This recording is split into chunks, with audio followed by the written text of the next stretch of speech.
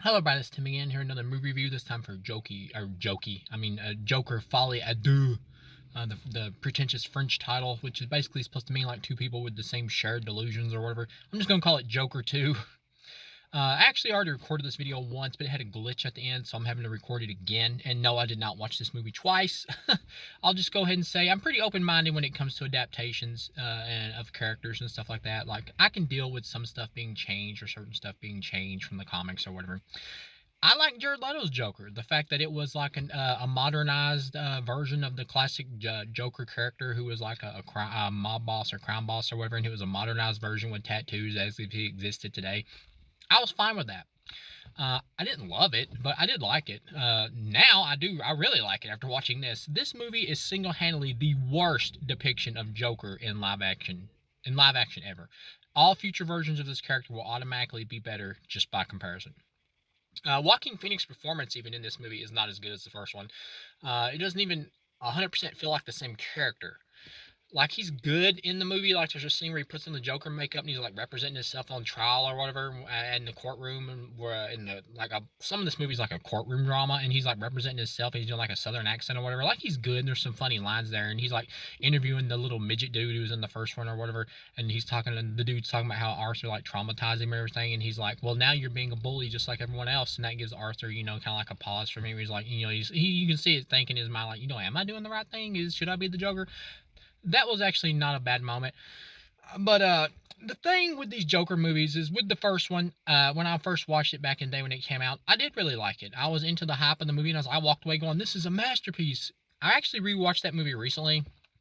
It's not as good. I was just into the hype at the time, I think. Watching it now, it would be like a 3 out of 4 star movie.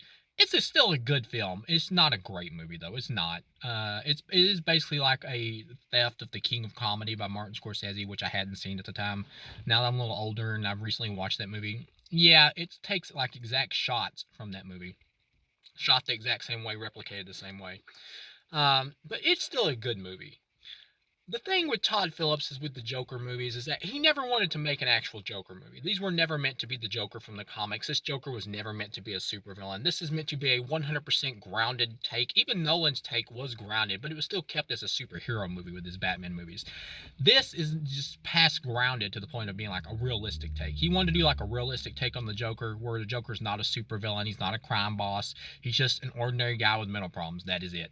Problem comes that if you ground something so much from more fantastical source material, that you can only do it so much, to the point where, is it even the same character anymore? Like, this character, both these movies could literally be called Bob the Crazy Clown, and it would be the exact same thing. It would honestly probably be, they'd probably be better, because it would make more sense. But the first Joker works, even though he does do that, because it works because it's an origin movie, and it feels like a one-off when you watch it. And the whole movie, since it's an origin story, is him being built up to being the Joker. So by the end, when he actually does become the Joker in the third act, even though it's not the Joker we know from the comics, it feels like it's close enough to where it has some of the same attributes to where it fits for the version of the Joker that he was trying to make, which is more realistic, like a modern, just like a real life, just mentally ill dude. So it feels like it fits with that first movie. Not great, but still good. The problem comes is, how do you even make a sequel to that? Because that was one of the reasons it was meant as a one-off. Like, how do you make a sequel to a character or a version of the Joker who is just meant to be a crazy mentally ill guy? He's not a master planner. He's not a mastermind. He can't grow into a mastermind, because that was never who the character was in the first film. So how do you make a sequel to that? This character could never fight Batman. How do you make a sequel to that? You really can't. You would have to, well, you could, but it would have to be something um, that it would have to be like bringing Harley Quinn in. That makes sense. It would have to be something like that. Like, if this movie had focused on like Harley Quinn just being like another mental patient inside the asylum, and Arthur like bonding with her, and that and it was about their shared delusions and everything, of them wanting to like escape the place eventually or whatever, or like bonding together, and their insanity and having like a shared delusion and everything, and him maybe bringing like the Harley Quinn out of her or whatever, and then by the end they break out of the place, or even like take the asylum over and like kill everybody in it, or kill a bunch of the guards in it, and it ends with like both them being like shot down and all that.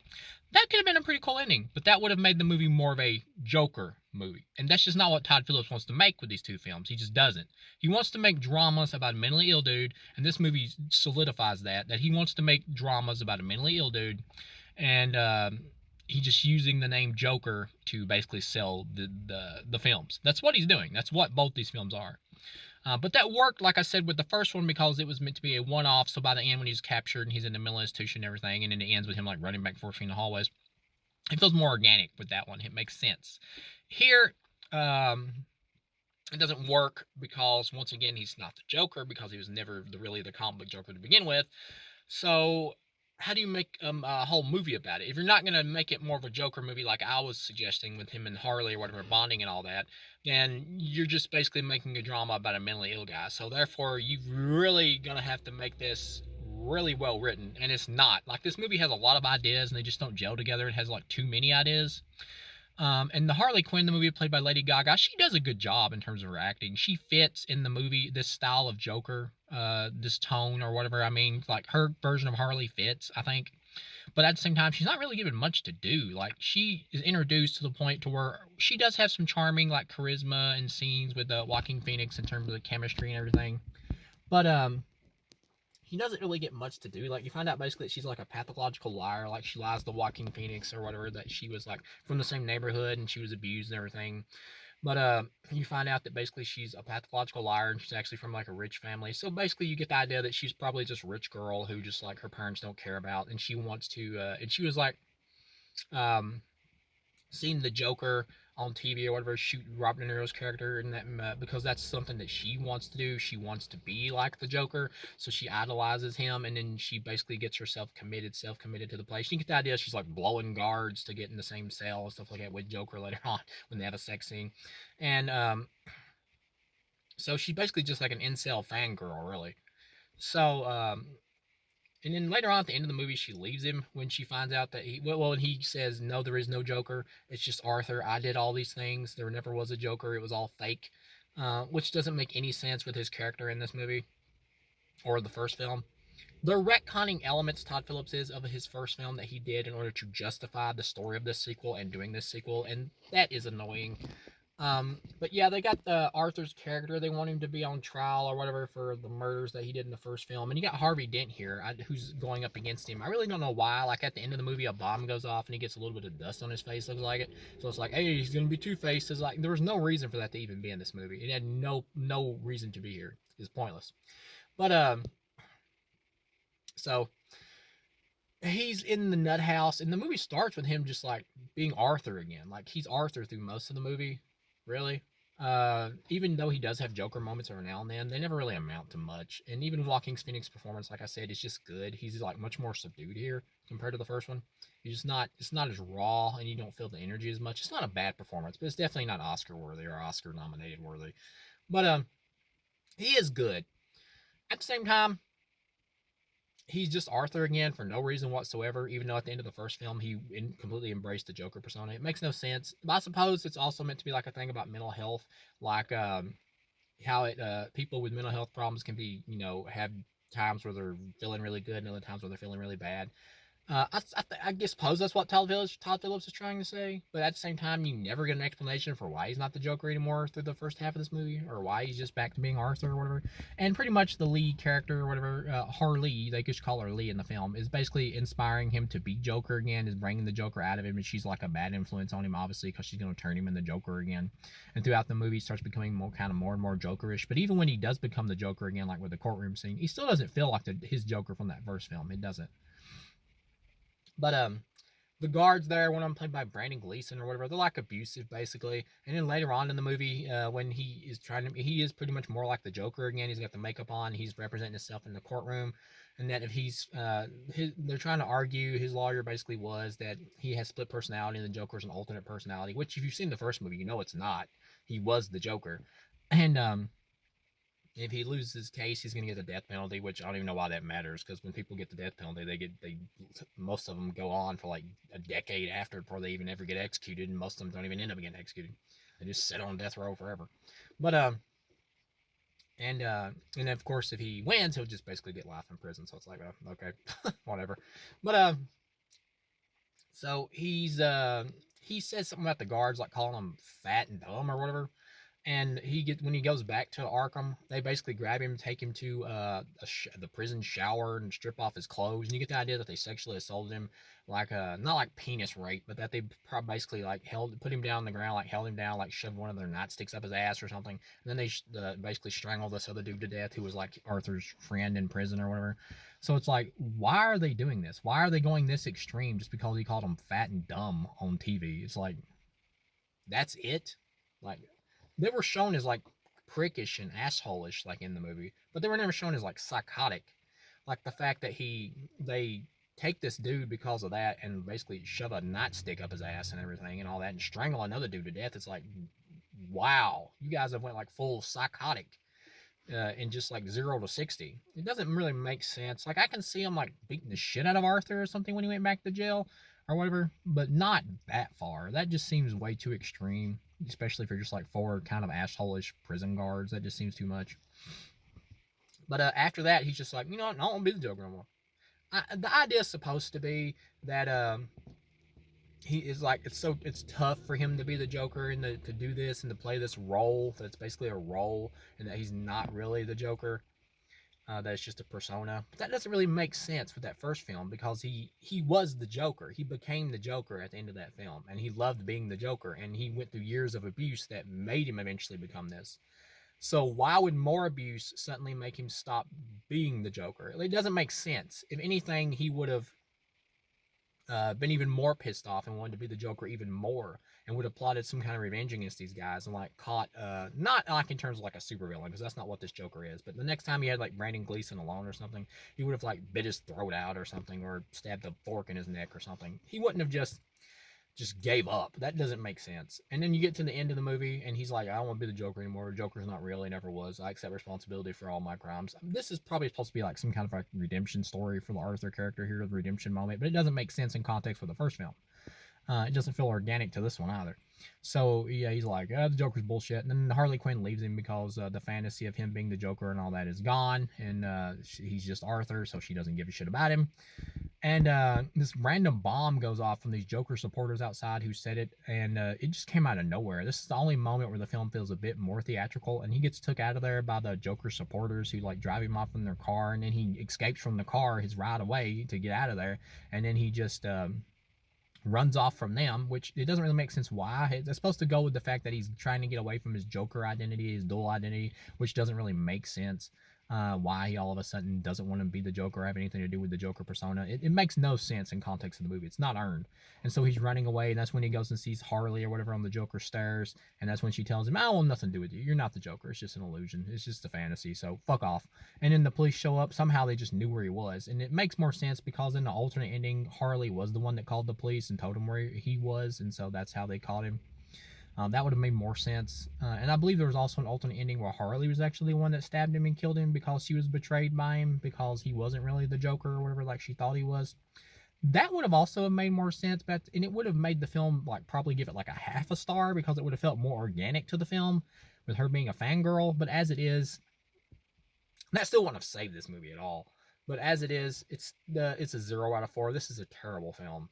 And then when you get to the end, he's taken back to Arkham Asylum, and then he supposedly gets like a visitor, and he's going to go see who it is. He's probably thinking it's going to be Harley. And when he walks out there, and he's already said he wants to die, basically. So when he goes out there, it's pretty much a setup by the guards. They're in this long hallway, and the other guard like walks to the doors at the end.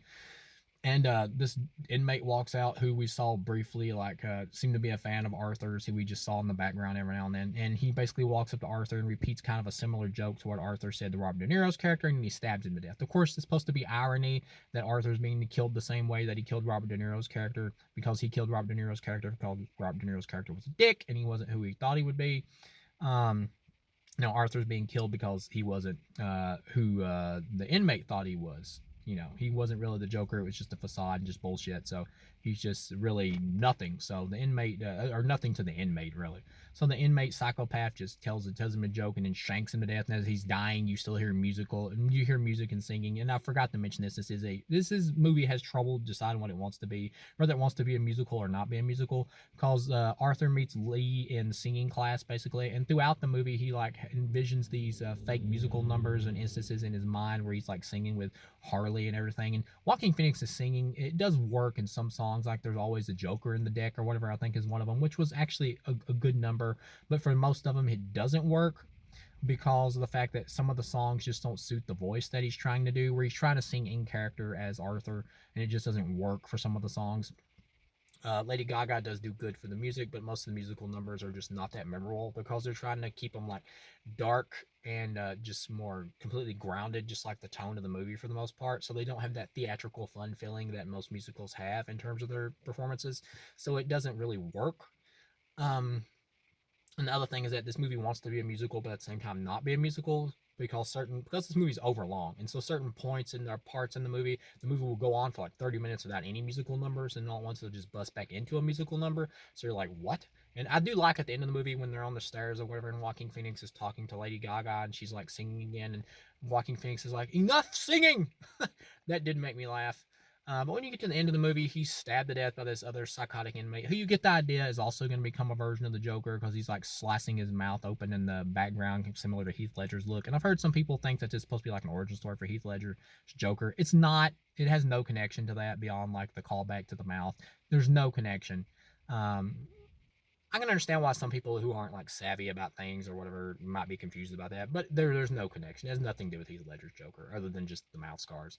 What they're doing is they're trying to say, Todd Phillips is saying that in this world, the Joker is a persona. It is something that any psychopath or any nut job can adopt. It is just an image. That's what they're basically saying. And that this guy's going to be the new version of the Joker. That'll be closer to the comics because he'll be psychopathic, because Arthur's character was always a victim. He was never a predator. He was always somebody who killed out of retaliation when somebody was mean to him or whatever, or abusive to him, which is why it never made sense to me why he didn't try to kill Brandon Gleeson's character after he was abused. That never made sense to me. Um, but so this version of the Joker is obviously going to be more like the standard psychopath in the comics. Because in the comics, the Joker cares about nothing and no one. There's no ray of sunshine to the Joker. He does not give a shit about anybody. He'll kill pregnant women, anybody. It doesn't matter if you abused him, didn't abuse him. He'll kill you just for a laugh. Like if the real Joker from the comics was being sexually assaulted or something, like he would have already had a plan and knew that these guys might try something, and he would have had like a pin in his hand or something. So when they attacked him, he would have like stabbed one of the guards directly in the neck or whatever and killed him, and then either went to town on the rest of them or just killed the one guard. And then when the other one started like beating on him, he would have just been laughing about it or some shit. Or even if they did rape him, he would have been like, he would have faked like he passed out. And once they picked him up, he would turn around and like bit one of the guards' throats out or something. Or he would have just laughed while they did it. And then when they threw him back in the cell, he would have plotted revenge and then rallied the other inmates in the nut house together to like basically overtake the place and kill the guards, because there's only like so many guards and there's more inmates than there are guards in this movie. So they easily could overtake the guards, because guards don't even seem to have guns. All they got sticks. There's only a few of them, so they could easily like be overrun by the crazy people that are in this place and just be overtook and be killed. So, and that once again though, that would have made it more of like a Joker movie if they would have done something like that. And that's just not what Todd Phillips wants to make with these films. He just doesn't. But like I said, I'm open with adaptations. I can be okay if you want to change things up. I could have even went with the idea that Arthur was killed and stabbed to death at the end by a fan. If they would have made it more organic and more natural and to the film with him getting stabbed to death by one of his fans at the end, I could have went with it. Like if they would have had him legitimately fall in love with Harley Quinn, like if they would have legitimately been a real couple that really loved each other, because they do have some good chemistry scenes. And then Harley was killed by like eventually in the movie, she was killed by like one of his Joker followers or something, like in the courthouse or something, or maybe even in like the courthouse bombing. That would have worked. That would have made sense with him like giving up being the Joker at that point. That would have worked. Honestly, that is a good idea. That would have worked for this movie. And then after that, when you get to the end, after he's given up being the Joker, then he's stabbed to death by this dude or whatever. That would have made it work, but they didn't do that. Todd Phillips is not a good writer. He's not. He lucked out in that first Joker because most of the stuff in terms of how it's written and stuff he ripped off from like Taxi Driver and King of Comedy from Martin Scorsese. But that movie still works well enough as its own thing to the point where it's not so much of a theft to where you can't enjoy the film. And like I said, I don't love the first Joker, but I do think it's a good movie, and I think Joaquin Phoenix does a great job in it. And at that point, he was my second favorite Joker after Heath Ledger. Now watching this, he is bottom of the barrel. This is awful. This film is so bad that it has officially made him the worst Joker of all time. It has. Live action wise, he is now the worst. He is under Cesar Romero. He's under Jared Leto. He's under Heath Ledger. He's under Jack Nicholson. He's under all of them after this. And it's not his fault. It's not. This script is bad. Nobody could have made this work. No actor. It wouldn't matter who you put in this. It would have not have worked. But yeah, this is a 0 out of 4. And you get That's Life playing at the end as like Joaquin Phoenix is on the ground dying, and he's still having another musical number in his head where he's like grabbing his stomach or whatever as he's moving away from Harley Quinn, and he's like, dying. And so you feel sorry for him at the same time. And that's another thing. Like, this Joker is like, it does feel like Todd Phillips wanted to make this movie specifically to show that the Joker, his version of the Joker at least, is a loser. He's not a supervillain, not a super criminal, not somebody to look up to. That he is a loser. That he feels like some people misunderstood the first Joker movie. And I will say, some people probably did. Like, there are some people who like the Joker more than Batman. And he is a better character because he's more complex. But there are some people who like the Joker more than Batman who probably did watch that first movie and walk out of it thinking, oh, they're trying to make the Joker so cool and everything, or whatever by the end. Like, yeah, he struck back at his oppressors or whatever. I never, like, that's like less than 1% of the audience, though. That's not a majority.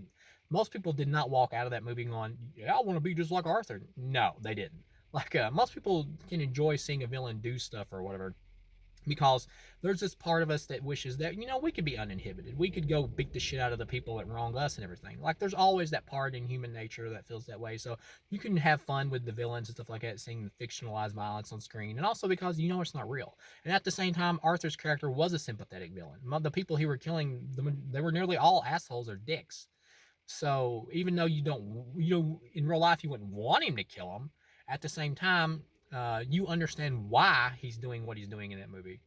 So you can still be not so much be on his side, but you can feel sorry for him. This is a man who's clearly crazy. Like, even the idea that he's even having to have like an insanity trial where he might be sane or whatever. It's like, this guy's obviously fucking crazy. Look at his background.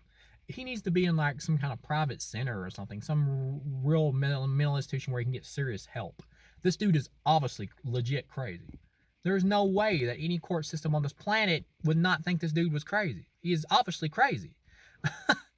But yeah. So you're never scared of Arthur. He's not ever trying to be scary or anything as his version of the Joker. You just pity him and feel sorry for him.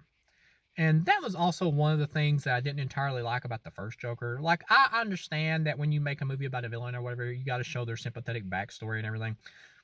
Even though in the comics, the Joker really just had one bad day that made him crazy. It wasn't like a whole bad life. He just went crazy after one day, which is the whole point, of the Killing Joke. One bad day is enough to drive a man insane. And for some people it is, and for others it isn't. But Todd Phillips basically wanted to make a drama, like I said, about a mentally ill man with the first one. So in the first one, it's supposed to go through this guy's whole life and everything and all that, because he's trying to make a realistic depiction of the Joker. I get it, but like I said, at the same time, if you change something too far, it starts to become not really like the Joker. Like, I can be okay with him being sympathetic in that first movie for the first half of it or whatever, but when he becomes the Joker, I did want him, when I watched that movie again, I did want him to be comic Joker in terms of being pure evil. I wanted him to be okay with just like killing innocent people and everything. You kind of get that at the end when it's kind of hints that he killed his therapist or whatever in the nut house at the end, which they don't even mention in this. So that's pretty much seen as like another hallucination or whatever by the character. But like I'm saying though, him killing like innocent people and everything, like, it would have made more sense once he became the Joker if he did just kill Gary, the midget dude.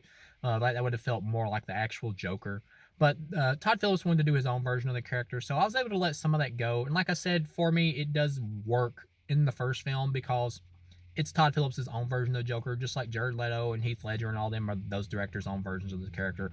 But yeah. So overall, I hated this movie. I liked the first Joker. It'd be a 3 out of 4. This film sucked. This is easily a 0 out of 4. So thank you guys for watching, and I'll see you again.